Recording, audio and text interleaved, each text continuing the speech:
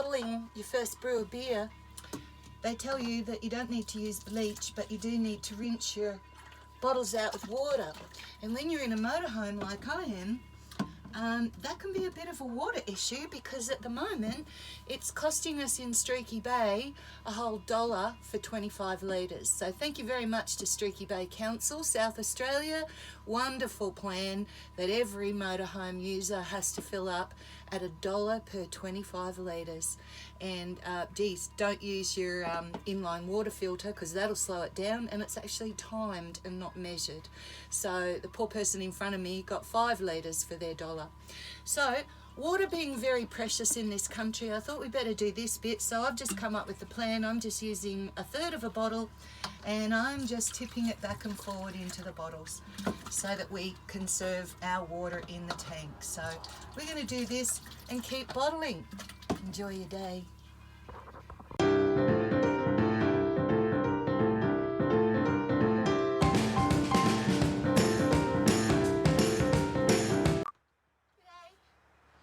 Jen, and this is DIY bottling beer in your motorhome. For us beginners, this is my very first batch. It's pretty easy. I just bought the Cooper's kit, and it does it all in this vat thing for you. It's got this other Croissant collar that goes on the top for the first 3 days, and it brews up in 7 days. You've just got to watch the temperature. And I found if I cheated and wrapped it in what I call the dog towels, or the floor towels, they're obviously clean, but the disused towels, and then I also found that I could use the sun shields from my front windows. So if I put it in the bathroom, put it on a few towels, and then put the sun shield around it and tighten it up, I actually used a rope just to tie it up and keep it nice and wrapped up like a little present.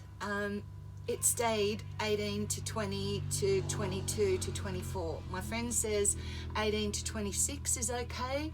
I was panicking when it got to 24 and it was too hot in there, but one night in the beginning I actually ran the diesel heater all night just to keep it warm, because it dropped down to 16 and that could kill the yeast. So there's a bit of finesse about it, and I guess my tip and the reason for doing this video is that you've got to kind of sort those things out first, and maybe put a thermometer in those areas where you want to keep it and see what the temperature's dropping down to, because we're in May now, so the nights are getting a little bit colder, and so typically we could get down to 5 degrees at night. So a couple of days ago I put it up on the bench, and it has been wrapped up, of course, like I was explaining, but I needed to test it for the levels in it. And you do that sort of, and make sure you've got the right fermentation for 2 days in a row, and then it's okay to bottle. So generally the 7th day it's cool. But of course when it's sitting on the floor, you can't get to the tap. So I had to lift this up. So bear in mind when you're doing this, you could have to move it a few times. So if you're like me and I've got a few back issues, it's probably not smart. So find somewhere that you can put it, that you can get to the tap, and you can wrap it up, and it's going to stay nice and warm, and then you're laughing. So I'm going to get 30 bottles of beer for $100, so it's cost me double and then some, but every other 30 that I do after this will cost me around $18. So it's a pretty cheap way. And you can experiment with some craft beers. There's all kinds of packets on the market. You don't only have to stay with the one. And the other thing I want to try is ginger beer. My friends that brew ginger beer, they tell me, do your own ginger beer, but as a little tip, put a couple of just slivers of ginger, fresh ginger, in each bottle, and it makes all the difference to how beautiful it is.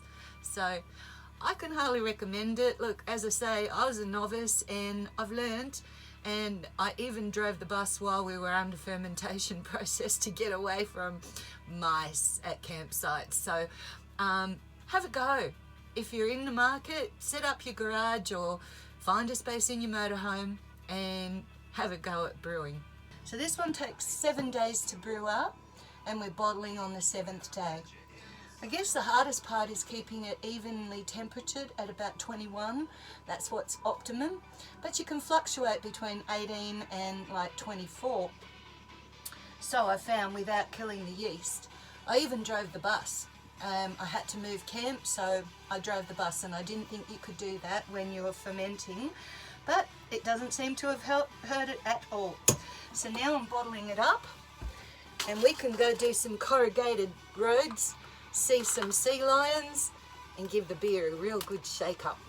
So evidently once you've done this, put the carbonation drops in and done that, it's actually good for it to have a little shake. And no, it's not going to explode because they're screw caps and they're plastic bottles. I've saved a few of my beer bottles because my next batch is going to be ginger beer. And so I'm going to have a go at buying the caps, and you can get a little knock-on thing rather than a great big pull-down lever cap putter-onerer. I'll keep you posted. It's fun and it's affordable. Once you've done 2 batches, you've more than got your money back. So if you're into beer, have a go.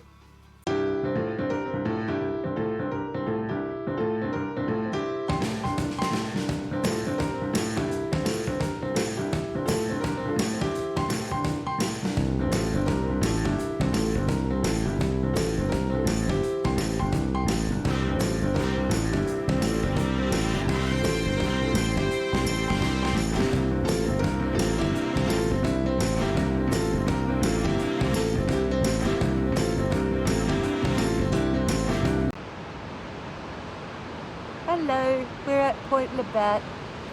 We've just driven down heaps of long corrugated road to get here, and that is a long way back, but you can see the sea lions down there. They're asleep. There's a couple moving around there.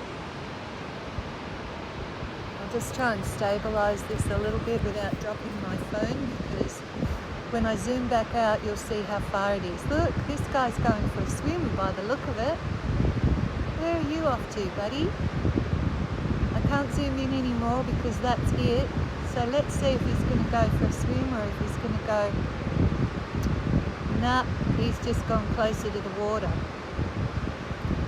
They're pretty lazy little buggers, but look at the beautiful, absolutely stunning, beautiful waters. Look at that. Look at that. And then out towards the rocks, there's heaps more on there. It's just beautiful. Ah, there's one in the water. And is he calling to his mama? Let me see if I can get it zoomed in. There he is. Hello, buddy. What are you doing? There we go. And look at him sitting up. Oh, he's calling his mama. Right. I can hear him from here.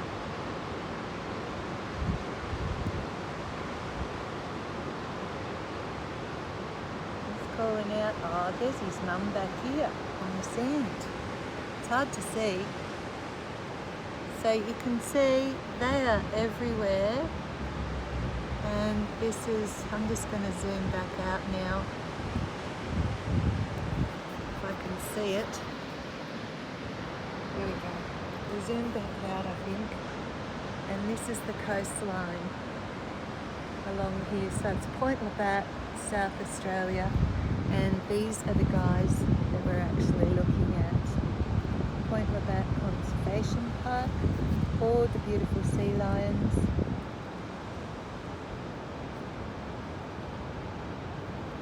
And beautiful.